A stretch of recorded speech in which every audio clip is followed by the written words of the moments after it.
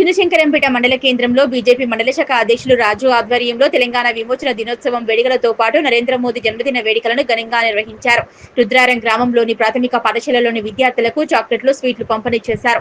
ఈ సందర్భంగా మండల శాఖ అధ్యక్షులు రాజు మాట్లాడుతూ, భారత ప్రధాని నరేంద్ర మోదీ గుజరాత్ రాష్ట్రానికి 3 సార్లు ముఖ్యమంత్రిగా అనేక అభివృద్ధి చేశారని, భారత ప్రధానిగా నరేంద్ర మోదీ వర్తక వ్యాపారాలు చేసుకునే విధంగా జీఎస్టీ సుంకాన్ని తగ్గించి వేసిన పాటు కల్పించడం జరిగిందన్నారు.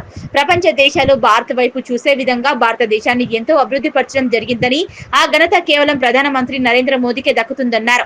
ఈ కార్యక్రమంలో బీజేపీ జిల్లా నాయకులు మల్లారెడ్డి, సురేష్ గౌడ్, మూర్తి శంకర్, మండల నాయకులు నరేందర్ రెడ్డి, సీను, రాజు, బాబు, మధు, గంగాధర్, స్వామి, రమేష్, గోపాల్, శివశంకర్ పాల్గొన్నారు. भारत माता की जय, भारत माता की जय, सरदार वल्लभभाई पटेल की जय, सरदार वल्लभभाई पटेल की जय। ఈ రోజు తెలంగాణ విమోచన దినం సందర్భంగా చిన్నశంకరంపేట మండల కేంద్రంలో సర్దార్ వల్లభాయ్ పటేల్ విగ్రహం దగ్గర భారతీయ జనతా పార్టీ మండల శాఖ ఆధ్వర్యంలో జాతీయ జెండా ఆవిష్కరణ చేయడం జరిగింది. ఇటు కాంగ్రెస్ ప్రభుత్వం కానీ, ఇంతకుముందున్న టీఆర్ఎస్ ప్రభుత్వం కానీ ఇది విలీనమనో లేకపోతే విడుదలను ఇంకా అనేక మాటలు చెప్తా ఉన్నాయి. ఇది విలీనమో విడుదలలో కానే కాదు, ఇది ముమ్మాటికి విమోచనమే.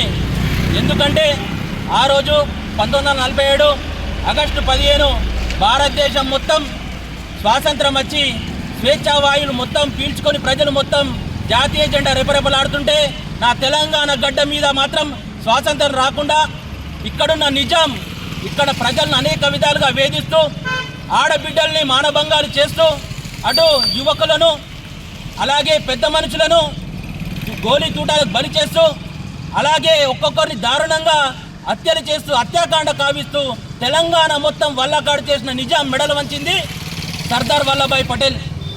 1947 ఆగస్టు 15 నుంచి దాదాపు సంవత్సరానికి పైగా తెలంగాణలో రజాకార్ల పేరిట, నిజాం ఏర్పరిచిన రజాకార్ల పేరిట అరాచకాలు కొనసాగుతుంటే, అప్పుడు కేంద్ర హోంశాఖ మంత్రివర్యులు భారత ఉప ప్రధాని అయిన సర్దార్ వల్లభాయ్ పటేల్ గారు జవహర్లాల్ అప్పటి ప్రధాని నెహ్రూ గారి మాట కూడా లెక్క చేయకుండా, నెహ్రూ గారి వద్దన్నప్పటికీ, నెహ్రూ గారు ఇక్కడున్న నిజాంకు మద్దతు తెలుపుతున్నప్పటికీ, తెలంగాణ ప్రజలకు మేము స్వాతంత్రం ప్రసాదించాలనుకుంటున్నా, తెలంగాణ ప్రజలకు మేము స్వేచ్ఛను ప్రసాదిద్దామనుకుంటున్నా అని సంకల్పంగా అనుకొని ఆయన తెలంగాణపై భారత ఆర్మీని తీసుకొచ్చి తెలంగాణపై ఆపరేషన్ పోలో చేపట్టి, అప్పుడు నిజాం మెడలు వంచి ఇక్కడున్న రజాకారులు మొత్తం తరిమి కొట్టి తెలంగాణకు ఆయన స్వేచ్ఛావాయువులు స్వాతంత్రాన్ని ప్రసాదించారు. నేను తెలంగాణలో ఉన్న 4.5 కోట్ల ప్రజలకు ఒకటే విజ్ఞప్తి చేస్తా ఉన్నా. దయచేసి నా వ్యక్తిగత అభిప్రాయం ఏంటంటే, ఆగస్టు 15 జనవరి కాదు, మనకు సెప్టెంబర్ 17 మాత్రమే అసలైన స్వాతంత్ర దినోత్సవం. దీన్ని అంగరంగ వైభవంగా సెలబ్రేట్ చేయాలి.